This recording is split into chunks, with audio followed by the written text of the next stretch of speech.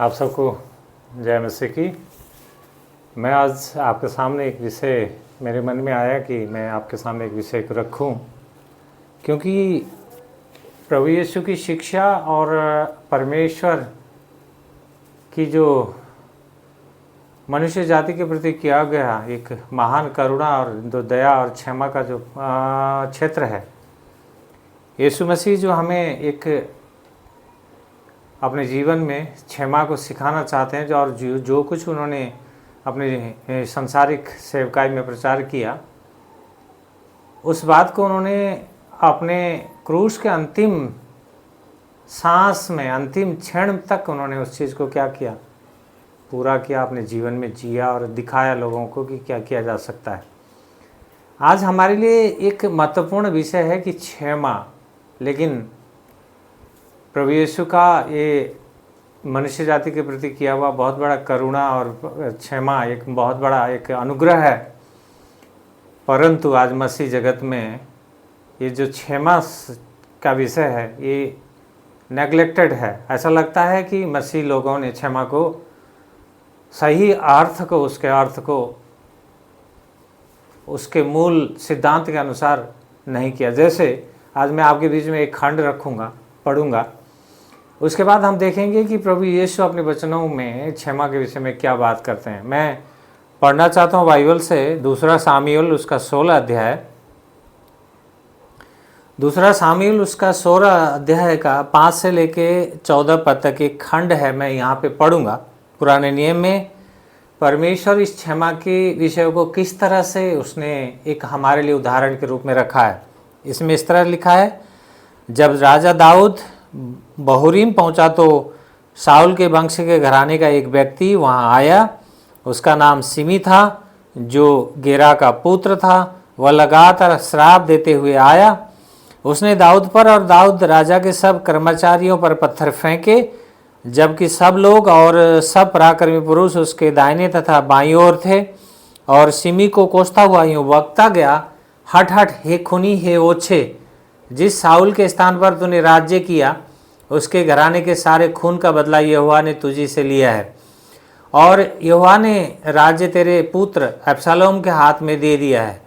अब देख, तू अपनी ही बुराई में फंस गया, क्योंकि तू खूनी है। तब सरूया के पुत्र अबीशै ने राजा से कहा, ये मरा कुत्ता मेरे स्वामी राजा को श्राप क्यों दे, मुझे उधर जाकर उसका सिर काटने दे। परंतु राजा ने कहा, हे सरूया के पुत्रों, मुझे तुमसे क्या काम, वह जो कोसता है। यदि यहोवा ने उससे कहा है दाऊद को श्राप दे, तो कौन पूछ सकता है तूने ऐसा क्यों किया है। फिर दाऊद ने अबीशै तथा उसके सब कर्मचारियों से कहा, देखो, मेरा पुत्र जो मुझ ही से उत्पन्न हुआ मेरे प्राण का खोजी है। तब यह बिन्यामीनी इससे अधिक क्यों न करे, उसे रहने दो और श्राप देने दो, क्योंकि यहोवा ने उससे कहा है, कदाचित यहोवा मेरे विपत्ति पर ध्यान दे, और जो श्राप इसने आज मुझे दिया है उसके बदले मेरी भलाई करे। अतः दाऊद और उसके लोग मार्ग में आगे बढ़ते गए, और सिमी भी पहाड़ी के किनारे किनारे दाऊद की बराबरी पर चलता गया, और चलते चलते श्राप देता तथा पत्थर और धूल फेंकता गया। और राजा अपने साथ के सब लोगों सहित अपने ठिकाने पर थका हुआ पहुंचा, और वहां उसने विश्राम किया। मित्रों, परमेश्वर इस खंड के द्वारा हमारे जीवन के लिए बहुत बड़ा एक मैसेज है, फॉरगिवनेस, क्षमा। यहाँ पे हम देखते हैं दाऊद राजा है। दाऊद राजा होने के बावजूद भी अपने पुत्र अबशालोम के द्वारा वो क्या है, अभी राज गद्दी छोड़ के जंगल जंगल फिर रहा है, अपने लोगों के साथ भागा हुआ है। उसी समय यहाँ पे एक व्यक्ति है सीमी करके, जो बिन्यामीन गोत्र का है, जो शाऊल के घराने का है। वो व्यक्ति क्या कर रहा है, वो व्यक्ति दाऊद को श्राप देते हुए और ऐसे ऐसे बातें कहते हुए और धूल, मिट्टी और पत्थर उसके ऊपर फेंकते हुए साथ साथ चल रहा है। दाऊद राजा है, उसके साथ उसके अपने सेना हैं, अंगरक्षक हैं, उसके अपने लोग हैं। अगर दाऊद चाहता 1 मिनट में उसकी गर्दन धड़ से अलग हो जाती। जैसे यहाँ पे अभिषय के सरुया के पुत्र अभिषय ने जैसे राजा से कहा, ये मरा कुत्ता मेरे स्वामी राजा को श्राप क्यों दे। अगर दाऊद उसको इस विषय को अगर क्षमा ना करता, अगर दाऊद सोचता कि मैं राजा हूँ, मुझे कैसे कर सकता है, मुझे ऐसे एक साधारण मनुष्य, एक मरा हुआ कुत्ते की तरह एक साधारण व्यक्ति, राजा के सामने वो कुछ भी नहीं है। परंतु राजा ने कहा नहीं नहीं नहीं नहीं, ऐसा ना कर, रहने दे। अगर परमेश्वर ने ऐसा ही होने दिया है तो क्या है, हमें उस विषय को लेके शांत होना होगा, क्षमा करना होगा। यहाँ पे एक फॉरगिवनेस, एक क्षमा का बहुत बड़ा मैसेज है।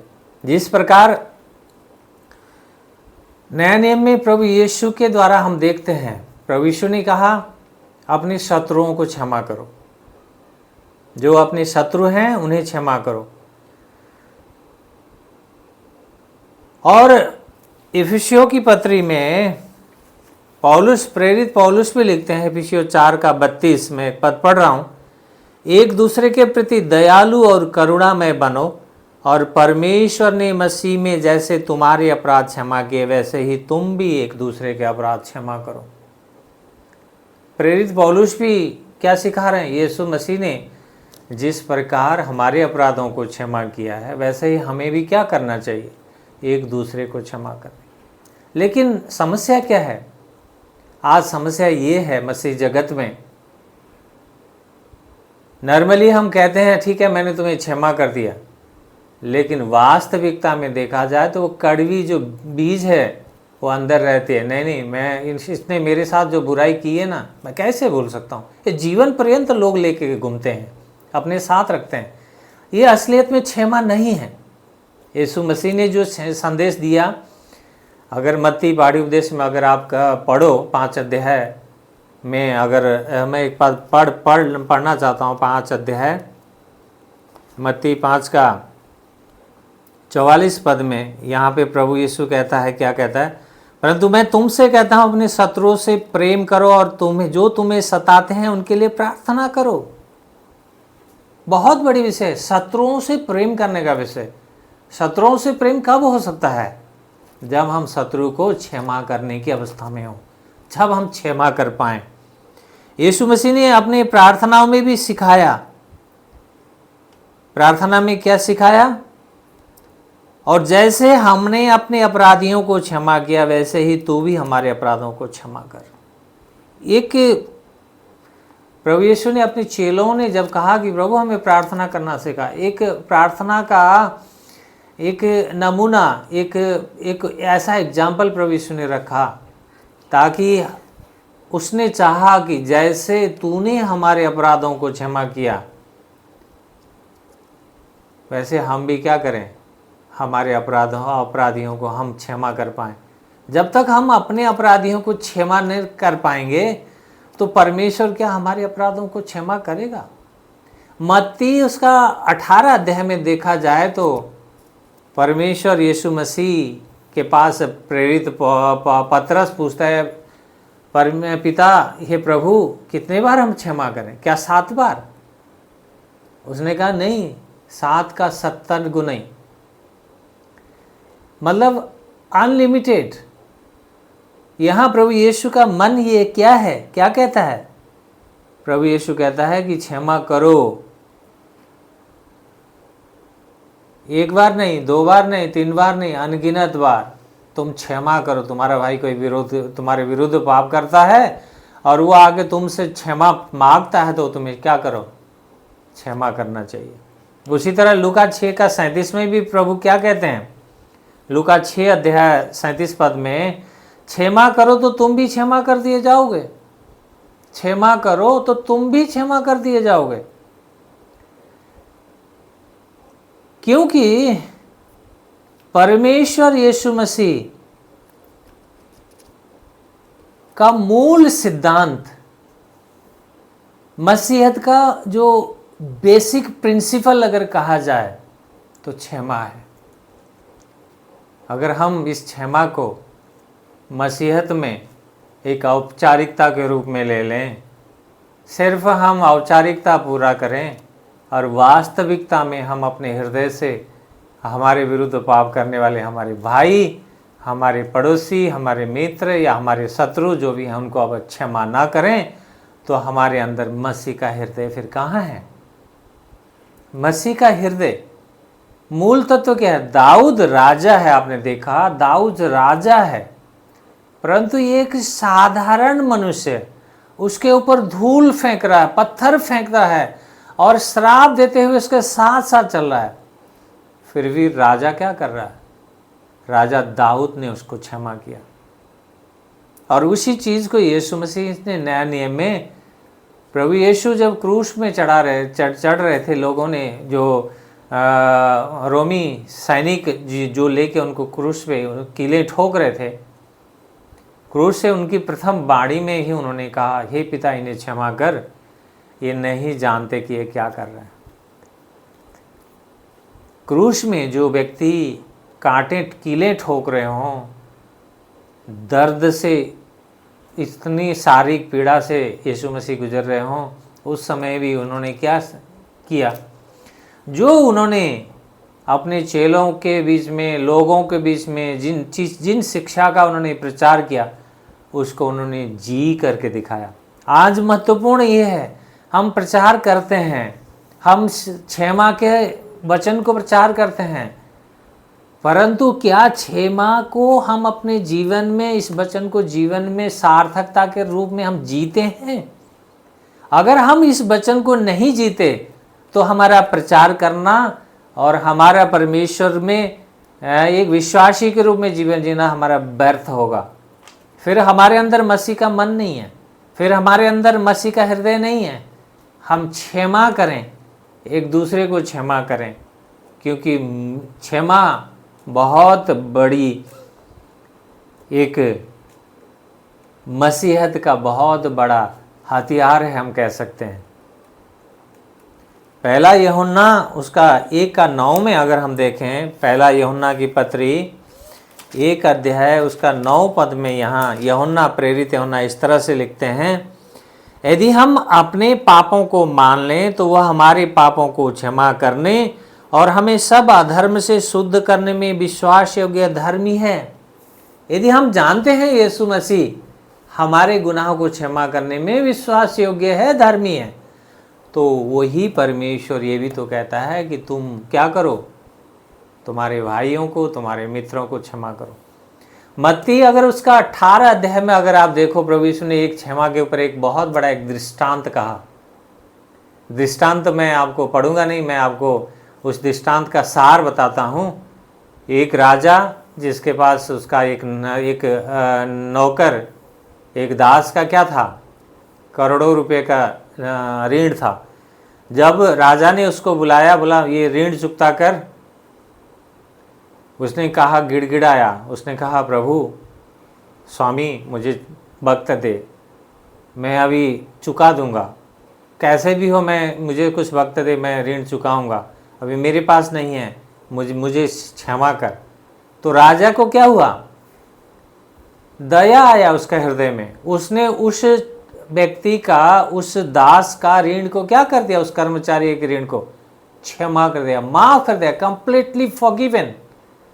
परंतु जैसे ही वो राजा के पास से निकल के आया, बाइबल कहती है, प्रभु यीशु एक दृष्टांत में कहते हैं, जैसे बाहर आया, उसका संगी दास जो था दूसरा, उसके पास उसका कितना था? 100 रुपये लेना था। जैसे ही उसको दिखा वो व्यक्ति, उसने क्या किया? उसका गला पकड़ लिया, उसके कलर पकड़ लिया और उसका कहा, मेरा ये 100 रुपया चुकता कर। उसने कहा, मुझे माफ़ कर, मुझे क्षमा कर, मुझे अवसर दे, मैं तेरा ऋण को चुकता करूँगा। लेकिन उसने क्या किया? नहीं क्षमा किया, उसने लेके उसको जेल में डाल दिया। जब ये बातें उस राजा के पास पहुंची कर्मचारियों के द्वारा, तो राजा ने क्या किया? उस दोस्त, उस सेवक को बुला करके दंड दिया। मित्रों, हमारे लिए भी यही नियम लागू होता है। हम कहते हैं हम मसीह हैं, हम कहते हैं हम यीशु के अनुयायी हैं, अगर हमारे जीवन में अगर क्षमा नहीं है, हमारे जीवन में यीशु का वो शिक्षा का प्रभाव जो होना चाहिए वो नहीं, हम क्षमा नहीं कर पा रहे हैं अपने लोगों को, अपने मित्रों को, अपने पड़ोसियों को, और हमारे विरुद्ध जो काम करने वाले लोगों को अगर हम क्षमा नहीं कर पा रहे हैं, तो फिर यीशु मसीह का वह हृदय, यीशु मसीह का उस शिक्षा का वो सार कहाँ है, हमने कहाँ जिया फिर। इसी कारण से यदि हम यीशु मसीह को कहते हैं कि तू मेरा प्रभु है, जैसे कहते हैं ना, जैसा बाप वैसे बेटा, अगर हमारा बाप, अगर हमारा पिता यीशु है, हम उसके बेटे हैं, तो फिर हमें उसके गुण तो हमारे अंदर होने ही होंगे।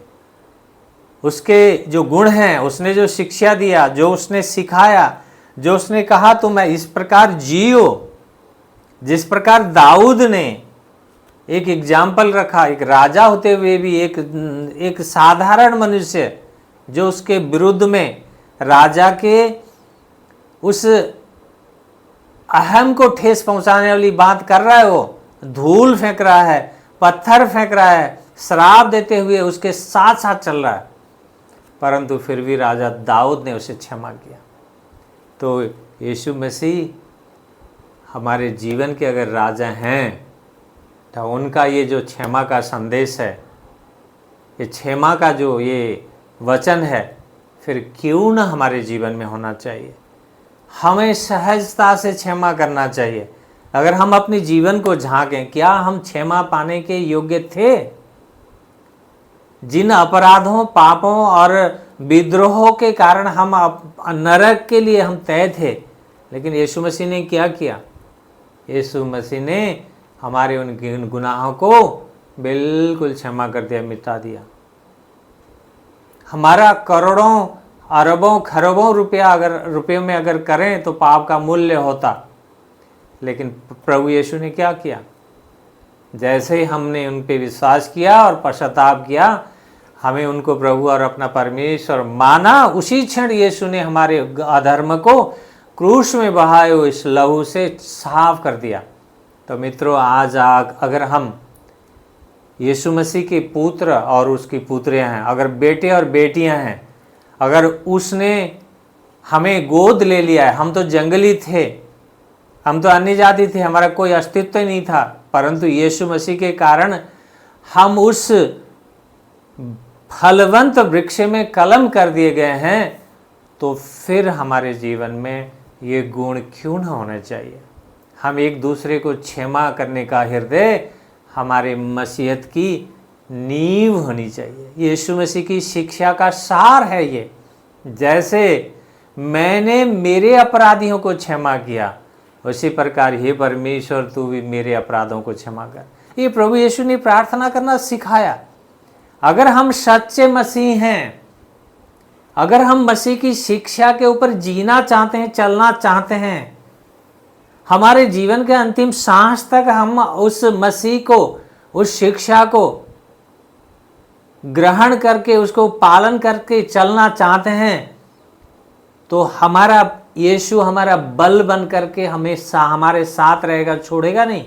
क्योंकि यीशु मसीह की प्रतिज्ञा है, इस संसार के अंत तक मैं हमेशा तुम्हारे संग हूँ, मैं छोड़ूंगा नहीं, मैं त्यागूंगा नहीं, मत डर। ये बहुत सी प्रतिज्ञा है प्रभु यीशु का। परंतु यीशु मसीह क्या चाहता है? यीशु मसीह चाहता है उसके बेटे और उसकी बेटियां क्या करें? उसकी वचनों को, उसकी शिक्षा को ग्रहण करें, उस शिक्षा को जिए। सिर्फ एक कान से सुन के दूसरे कान से निकालने वाला नहीं, उस वचन को एक कान से सुन के हृदय में ग्रहण करके, मस्तिष्क में उसको ऑब्जर्व करके अपने जीवनों में जीना होगा। अन्यथा क्या होगा? जैसे उस समय यीशु प्रभु ने कहा, तुम क्या हो? उन फरीसियों और सदूकियों को उन्होंने क्या कहा? तुम कब्र हो, चूना पुती हुई कब्र हो। बाहर से तो बहुत सुंदर दिखते हो, सुंदर लगता है कब्र, अच्छे से सजावट होता है, लेकिन अंदर क्या है? उस कब्र के अंदर में हड्डियां हैं, बदबू है, सड़ी गली। इसी कारण से यीशु मसीह हमारे जीवन में चाहते हैं कि हम इस शिक्षा को, इस क्षमा के वचन को हम क्या करें, जिएं, हम कपटी ना बने। एक तरफ तो हम कहें कि मैं मसीह का हूँ, और दूसरी तरफ हम क्या करें, उसकी शिक्षा को, उसके उन वचनों के अनुसार जीवन ना जिएं, तो हम क्या होंगे, हम बहुत बड़े कपटी होंगे। इसी कारण मित्रों, आपके और मेरे लिए चेतावनी है, अगर हम किसी को क्षमा नहीं कर पा रहे हैं तो हम क्षमा करें, संपूर्ण हृदय से क्षमा करें, भूल जाएं। किसी ने आपके और किसी हमारे विरुद्ध में कितना भी बड़ा गुनाह किया हो, अगर वो पश्चाताप करता है, क्षमा मांगता है, तो हमें क्षमा करने का हृदय होना होगा। दाऊद ने यहाँ पे एग्जाम्पल सेट कर रखा है। परमेश्वर ने, पवित्र आत्मा ने आपके और मेरे लिए एक उदाहरण रखा पुराने नियम से भी। बहुत से खंड हैं ऐसे, परंतु यीशु मसीह ने नया नियम में भी उस वचन को, जो उन्होंने प्रचार किया, उस वचन को अंतिम क्षण तक उन्होंने जिया और एग्जाम्पल दिखाया कि तुम भी ऐसा ही करो जैसा मैंने किया। तो आपके लिए और मेरे लिए, अगर आप अपने आप को मसीह कहलाते हैं, आप अपने आप को कहते हैं कि मैं यीशु मसीह का हूँ, मैं उसका पुत्र हूँ या पुत्री हूँ, तो ये बहुत बड़ा दायित्व है आपके और मेरे जीवन के लिए कि हम इस क्षमा को, संदेश को हम आत्मसात करें, इसको जीने की कोशिश करें, जिए इस वचन को। तभी परमेश्वर के पास एक दिन हम जाएंगे, तो उस दिन प्रभु यीशु ये नहीं कहेगा मैंने तुम्हें नहीं पहचानता, कौन हो तुम, दूर हो जाओ, वो नहीं कहेगा। उस समय कहेगा आओ मेरे बेटे, मेरी बेटी हो, धन्य हो तुम, ये लो तुम्हारे लिए मुकुट रखा है। ये तब होगा मित्रों जब हमें उसके इन वचनों को हमारे जीवन में हमें जीना होगा, जीना पड़ेगा। अन्यथा फिर हम भी इस मसीह यात्रा में हम क्या होंगे, हमारी यात्रा में हम असफल हो जाएंगे। तो मैं आपके सामने, ये बहुत बड़ा एक टॉपिक है, परंतु मैं आज यहीं पे समाप्त करता हूँ। और मैं चाहता हूँ कि आप सुने और आपके अपने ग्रुप में, अपने लोगों में इस संदेश को बांटें, ताकि दूसरे लोग भी परमेश्वर यीशु मसीह की इस मैसेज से, इस संदेश से उनके जीवन में भी आशीषमय हो, वो प्रभु के और निकट आए और प्रभु के साथ उसका और निकटतम संबंध हो। Thank you.